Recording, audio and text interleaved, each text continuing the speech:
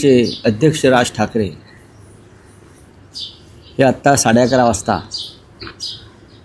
शिवतीर्थावर एकत्रित येतील. शिवसेना प्रमुखांचे आशीर्वाद घेऊन त्यांना मानवंदना देऊन महाराष्ट्रातल्या एका ऐतिहासिक पर्वाची जी सुरुवात करते. आजचा दिवस अत्यंत महत्त्वाचा आहे. त्यानंतर 12 वाजता पत्रकार परिषदेमध्ये राजकीय युतीची घोषणा होईल. आजचा दिवस महाराष्ट्रासाठी, मराठी माणसासाठी अत्यंत मंगलमय, प्रेरणादायी आहे. मला तर त्या दिवसाची आठवण येते आज, ज्या दिवशी संयुक्त महाराष्ट्राचा मंगल कलश महाराष्ट्रात आला आणि मराठी माणसानं आनंद उत्सव साजरा केला. अशा प्रकारचा मराठी ऐक्याचा मंगल कलश आज माननीय उद्धव ठाकरे आणि माननीय राज ठाकरे यांनी महाराष्ट्राला अर्पण केला, असं चित्र आज संपूर्ण मला राज्यामध्ये दिसतं. कोण काय बोलतात भडभुंजे त्याच्याकडे लक्ष द्यायची गरज नाही. हे सगळे लाचार दिल्लीचे बूटचाटे लोक आहेत.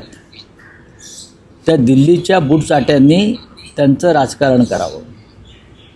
त्यांनी मार्गदर्शन करण्याचा प्रयत्न करू नये. त्यांच्या पोटामध्ये जो भीतीचा गोळा आलेला आहे 2 ठाकरे बंधूंच्या एकत्र येण्यामुळे, तो भीतीचा गोळा त्यांच्या तोंडातून बाहेर पडतो आहे, जिभेतून बाहेर पडतो आहे. मराठी माणूस एक आहे आणि एक राहील, आणि त्यांचं नेतृत्व मराठी माणसाचं म्हणून उद्धवजी आणि राज्य करतील. आज त्या संदर्भात अधिकृत घोषणा होईल. मुंबईसह ठाणे, कल्याण, डोंबिवली, मीरा भाईंदर, नवी मुंबई, नाशिक, पुणे या महानगरपालिका तर आहेतच. इथे आमची जागा वाटपासंदर्भातली चर्चा संपलेली आहे. याशिवाय इतर महानगरपालिका जिथे जिथे शक्य आहे तिथेही आम्ही एकत्र महानगरपालिका लढण्यासंदर्भात काम करतो आहोत. राऊत साहेब, तुम्ही म्हणालात की मराठी माणसासाठी ठाकरे बंधू एकत्र आले आहेत, पण या निवडणुकांच्या संग्रामात तुमच्या समोर लढणारीही मराठीच आहे आणि त्यांना मतदान करणारी मराठीच असते. बघा, हा एक महाराष्ट्राला मिळालेला शाप आहे. छत्रपती शिवाजी महाराजांच्या काळापासून मराठी माणसानंच स्वराज्याला विरोध केला. शिवाजी महाराजांनी ज्या 225 लढाया लढल्या असं शिवसेना प्रमुख आम्हाला नेहमी सांगायचे. त्यातल्या किमान 200 लढाया स्वकीयांविरुद्ध ते लढले आणि तरी त्यांनी स्वराज्याचं तोरण बांधलं. माननीय बाळासाहेब ठाकरे यांना सगळ्यात जास्त विरोध मराठी लोकांनीच काही केला, तरीही त्यांच्यावर मात करून माननीय बाळासाहेबांनी शिवसेना निर्माण केली आणि राजकारणामध्ये यशस्वी केली. हे प्रत्येक राज्यामध्ये होत असतं. आपलेच लोक आपल्या विरुद्ध उभे राहतात. त्यांना स्वाभिमान नको आहे. मी बोललो ना, जे दिल्लीचे बूटचाटे आहेत, मग त्या बूटचाट्याने परवा बूट पॉलिसवाल्यांचा एक मेळावा पण घेतला होता. ते प्रॅक्टिस करतायत चांगल्या प्रकारे. दिल्लीचे बूट कसे पुसता येतील किंवा बूट कसे चाटता येतील त्यांची रंगीत तालीम सुरू आहे. पण महाराष्ट्रातला तळागाळातला मराठी माणूस जो आहे, मध्यमवर्गीय मराठी माणूस जो आहे, हा ठामपणे या शिवसेना आणि महाराष्ट्र नवनिर्माण सेनेच्या युतीच्या मागे उभा राहील, याच्याविषयी आमच्या मनात शंका नाही. आज शरद पवार या युतीच्या व्यासपीठावर असणार आहेत का? NCP या युतीत असणार आहे का? कालच शरद पवार गटातील मुंबईतले सगळे पदाधिकारी हे वर्षा गायकवाडांना भेटायला गेले होते आणि साधारणतः तुम्ही जेवढ्या जागा देत आहात तेवढ्यावर ते समाधान नाही आहेत. त्यामुळे बघा की एकत्र येत आहेत. बघा, राष्ट्रवादी काँग्रेस पक्षच काय, काँग्रेस पक्षाने आमच्याबरोबर असावा अशी आमची भूमिका आहे. आमची भूमिका आहे की भारतीय जनता पक्षाचा पराभव करूया. मुंबईचा बिहारची निवडणुकीचा निकाल लागू नये, तो आम्ही लागू देणार नाही. राष्ट्रवादी काँग्रेसला जयंतराव पाटील, सुप्रियाताई सुळे, स्वतः शरद पवार याच्यामध्ये लक्ष घालत आहेत. युतीमध्ये किंवा आघाडीमध्ये प्रत्येकाच्या मनासारखं होत नाही. काही ठिकाणी त्याग करावा लागतो आणि माणसांच्या प्रेमात न पडता जागा वाटप करायचं असतं. आपण माणसांच्या प्रेमात पडलो तर जागा वाटप हे अडचणीचं ठरतं. जिंकेल त्याची जागा मेरिटवर, गुणवत्तेवर हे आमचं धोरण आहे आणि ते आम्ही शिवसेना आणि महाराष्ट्र नवनिर्माण सेनेमध्ये सुद्धा आम्ही ते धोरण राबवलं. त्याच्यामुळे राष्ट्रवादी काँग्रेस असेल हे आमचेच सहकारी आहेत. काही ठिकाणी काँग्रेस मुंबईच्या बाहेर आहे, तर आम्ही हे धोरण ठेवू की गुणवत्तेच्या आधारावर मेरिटवर जागा वाटप व्हावं. राऊतसाहेब, गेल्या साधारण 15 वर्षात मुंबईतलं मतांचं समीकरण बदललेलं आहे. जसं मराठी भाषिक मतं महत्त्वाची आहेत तशी परप्रांतीय ही मतं निर्णायक ठरताना आपल्याला दिसतात. हे पाहता मुंबईत काही होर्डिंग्स लागली आहेत काल रात्री, उत्तर भारतीय बटोगे तो पिटोगे. हे भारतीय जनता पक्षाचं आणि शिंदे गटाचं काम आहे. उत्तर भारतीयांना, हिंदी भाषिकांना अस्वस्थ करण्याचं. त्यांना कोणीही मारलेलं नाही उत्तर भारतीयांना. आणि कोणी जे मुंबईचे नागरिक म्हणून इथे उपस्थित आहेत किंवा इथे राहत आहेत, मुंबईचे नागरिक म्हणून, मुंबईकर म्हणून, मी मुंबईकरचा नारा माननीय उद्धव साहेबांनी दिला होता ना. पण जो मराठी माणसाच्या एकजुटीमुळे जो पोटात काही लोकांच्या भीतीचा गोळा आलेला आहे, ते अशा प्रकारचं दुहीचं राजकारण करतायत. मला एक तरी उदाहरण दाखवावं पोस्टर लावणाऱ्यांनी की शिवसेनेनं कोणाला इथे विनाकारण मारलं आहे, हल्ला केला आहे. अनेकदा उत्तर प्रदेश आणि बिहारमध्ये मराठी लोकांवरती हल्ले झालेले आहेत. तुम्हाला माहीत असेल तर सांगतो मी. कर्नाटकामध्ये सीमा भागामध्ये आमच्या लोकांवरती हल्ले होतात, त्याच्यावरती कोणाला दुःख नाही. केलं आहे का? एकनाथ शिंदेने साधा निषेध तरी केला आहे का? बेळगावामध्ये गेल्या 2 वर्षामध्ये मराठी माणसांवर 212 निर्गुण हल्ले झालेले आहेत. माझ्या आकडे आहेत. तुरुंगात टाकले लोकांना मराठीचा झेंडा फडकवला म्हणून. काय सांगतात शिंदे आणि भारतीय जनता पक्ष? एकदा तरी निषेध केला आहे का मुख्यमंत्र्यांनी किंवा उपमुख्यमंत्र्यांनी की बेळगावामध्ये सीमा भागामध्ये मराठी माणसांवरती जो अन्याय अत्याचार होतो आहे, त्यांना मराठी जगायचं आहे, मराठी म्हणून, मराठी भाषा त्यांना हवी आहे म्हणून हे हल्ले होत आहेत. आणि इथे उत्तर भारतीयांना पिटोगे काय बटेगे तो पिटोगे चाललेलं आहे. हां, आधी लोकसभा आणि विधानसभेत बटेगे तो कटेगे होतं. आता त्यांचे वेगळे वेगळे प्रकार सुरू आहेत ही नाटकं. काँग्रेस आणि राष्ट्रवादी जे आपल्या महाविकास आघाडीतले आपले घटक पक्ष आहेत, तर चर्चा देखील त्यांची एक अंतिम टप्प्यात आहे. काँग्रेस आणि राष्ट्रवादी समजा एकत्र लढले तर त्याचा मनसे आणि शिवसेनेच्या नाही काय होणार, परिणाम किती होईल? मराठी माणसावरती काही परिणाम होणार नाही. मला पूर्ण खात्री आहे की राष्ट्रवादी काँग्रेसबरोबरच्या आमच्या चर्चा यशस्वी होतील. मला पूर्ण खात्री. NCP बरोबर म्हणजे माननीय शरद पवार साहेबांच्या राष्ट्रवादी काँग्रेसबरोबर आमची चर्चा संपलेली नाही. कालपर्यंत सुरू होती, थोडं मागे पुढे होईल, पण आम्ही मार्ग काढू. राऊतसाहेब, तोच मुद्द्याचा भाग आहे. तुम्ही म्हणतात की शिवसेनेनं कधी परप्रांतीयांना मारहाण केली नाही, पण आज तुमच्याबरोबर महाराष्ट्र नवनिर्माण सेना आणि गेल्या काही काळात बघितलं तर अशी अनेक उदाहरणं आलेली आहेत की ज्यात परप्रांतीयांना मारहाण झालेली आहे. मराठी तुम्हाला मुद्द्यावर नाही आता एक सांगतो की परवा भाजपचे आमदार कोण पराग शहा यांनी मराठी रिक्षावाल्याला मुंबईत मारलं. हे तुम्हाला दिसत नाही का?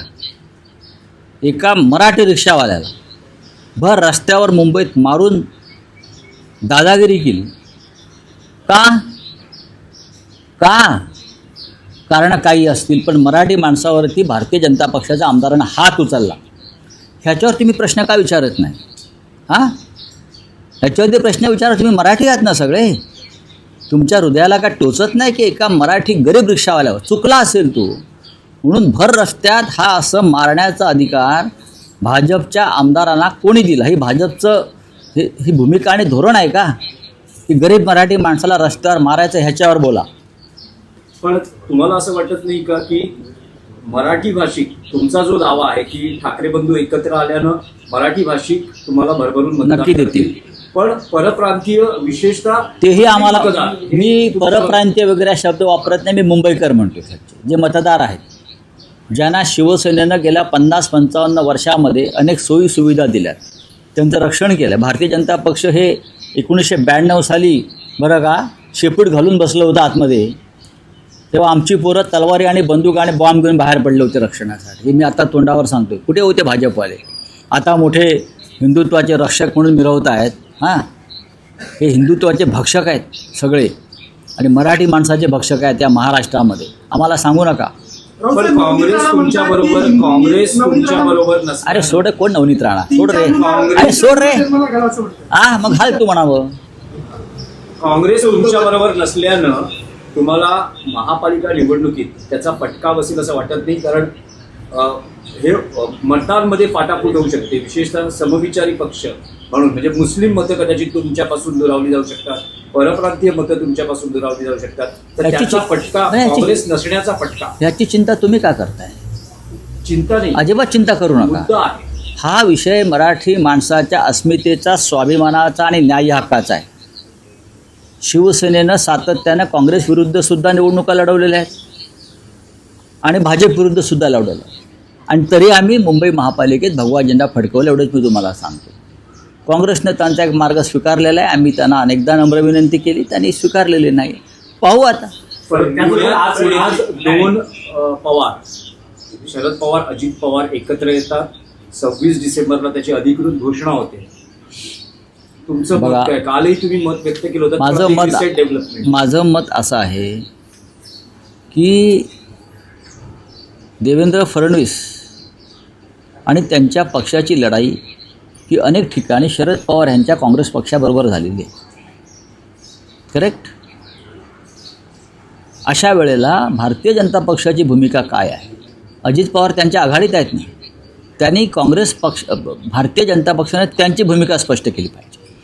महायुतीतला माणूस महाविकास आघाडीत सुद्धा दोन दगडावरती पाय ठेवतो. बाकी आमचं काय ते आम्ही बघू. पण अजित पवारांचा पक्ष एकाच वेळेला महायुतीत आणि महाविकास आघाडीत, हे त्रांगडं काय आहे? ह्याच्यावरती भाजपचे अध्यक्ष रवींद्र चव्हाण, राज्याचे मुख्यमंत्री देवेंद्र फडणवीस यांनी भूमिका स्पष्ट केली पाहिजे, संभ्रम दूर केला पाहिजे. आजची घोषणा होणार आहे, त्यामध्ये जागा वाटपाचा फॉर्म्युला डिक्लेअर केला जाणार आहे. नक्की. कशा पद्धतीनं, नक्की. कोण किती जागा लढणार मग ते आता डिक्लेअर होईल ना, मी कशाला इथे सांगू? तिथे सांगतील ना. हो, सांगतील ना. तिथे आज एकत्र आहेत, एकत्र बसतील, त्यांना प्रश्न विचारले, ते उत्तर देतील. राऊतसाहेब, महाविकास आघाडीची स्थापना होताना एक कॉमन मिनिमम प्रोग्राम तयार केला गेला होता. तोही महाराष्ट्राच्या राजकारणातला वेगळा प्रयोग होता. हाही एक वेगळा प्रयोग मग होता. तुम्हाला त्यावेळेस ठाकरे बंधूंचा युतीची घोषणा होत असताना काही अजेंडा ठरलेला आहे का, किंवा काही कॉमन मिनिमम प्रोग्राम ठरलेला आहे? वचननामा तुमच्या मुंबई मराठी माणसाची ज्याच्यापेक्षा वेगळा वचननामा असू शकत नाही. मुंबईची जी लूट सुरू आहे, भाजप, मिंदे गट यांच्या माध्यमातून, अडाणीच्या हस्ते, पवित्र हस्ते त्यांच्या जी मुंबईची लूट सुरू आहे, हा अजेंडा असू शकत नाही का? ही थांबवणं आहे. मुंबईवरती मराठी माणसाचा पहिला हक्क आहे की मुंबई मराठी माणसाची आहे. हा अजेंडा असू शकत. ह्या अजेंडावरच आहे मी आतापर्यंत निवडणुका लढलो ना, बाळासाहेबांच्या काळापासून. बाकी अनेक कामं आम्ही केली आहेत महानगरपालिकेच्या माध्यमातून. त्याचं प्रेझेंटेशन आदित्य ठाकरे यांनी जे दाखवलं आहे ते तुम्ही पाहिलं असेल. अजेंडा काय आहे तो? कोस्टल रोडचं श्रेय कोणी घेऊ द्या, पण कोस्टल रोडची पायाभरणी कोणी केली? इतका मोठा जो आहे सागरी महामार्ग, शिवसेना पक्षप्रमुखांनी केलेली आहे. मुंबईमध्ये अनेक नवे नवे प्रकल्प त्यांनी निर्माण केले. हा अजेंडा आहेच. आणि सगळ्यात मोठा अजेंडा म्हणजे मुंबई मराठी माणसाची. चला, धन्यवाद. हिंदी बोलिए, हिंदी बोलिए. कटेंगे या बटेंगे, इस तरह बैनर लगा हुआ है, ये तो बातें के लिए किस तरह देखते हो आप सर? क्या बैनर लगाया है? कटेंगे तो कटेंगे, किसकी कटेंगे? किसकी कटेंगे? कटोगे तो पिटोगे. ये भारतीय जनता पार्टी और शिंदे की हमेशा की राजनीति है. लोगों को बांटो, लोगों को डराओ, धमकाओ, उनके मन में डर पैदा करो. पूरे देश में अभी कलकत्ता में भी यही चल रहा है उनका. यहाँ जो चल रहा है वो कलकत्ता में, पश्चिम बंगाल में यही चल रहा है. जहाँ जहाँ चुनाव होते हैं वहाँ एक कटेंगे, बटेंगे, पिटोगे. उनके आगे कुछ नहीं है. उनके पास क्या एजेंडा है? मुंबई में कोई किसी को बटेंगे नहीं, ना पिटेंगे. ये भारतीय जनता पार्टी के गुंडे ही बेश बदल कर लोगों को पिटते हैं. और हम पर नाम डालते हैं। ये आप धंधा बंद करो। मुंबई की लड़ाई है, मुंबई महाराष्ट्र की राजधानी है, मुंबई पर पहला अधिकार मराठी मानुस का रहेगा। हम हमारे जो हक है उसके लिए लड़ रहे हैं, और जहाँ जहाँ ऐसी नौबत आती है वहाँ लड़ना चाहिए, चाहे कलकत्ता हो, चाहे बेंगलोर हो, हाँ, चाहे लखनऊ हो। वहाँ के स्थानिक भूमिपुत्रों का अधिकार उस शहर पर सबसे पहला होता है, चाहे अमृतसर हो, चाहे तेलंगाना, हैदराबाद हो। हम जाकर हैदराबाद में हमारे हक नहीं मांग रहे, लखनऊ जाकर या पटना जाकर हमारे हक नहीं मांग रहे, हम मुंबई में बैठकर हमारे हक की लड़ाई लड़ रही है। तो उसमें बीजेपी को क्या तकलीफ है? क्या तकलीफ है? हम जो मुंबई की, महाराष्ट्र की आप जो लूट कर रहे हो, हम उसको रोकने की कोशिश करें तो क्या है, बटेंगे पिटेंगे, हाँ, और हम दिल्ली के बूट चाटेंगे, यही है ना। चलो, थैंक यू।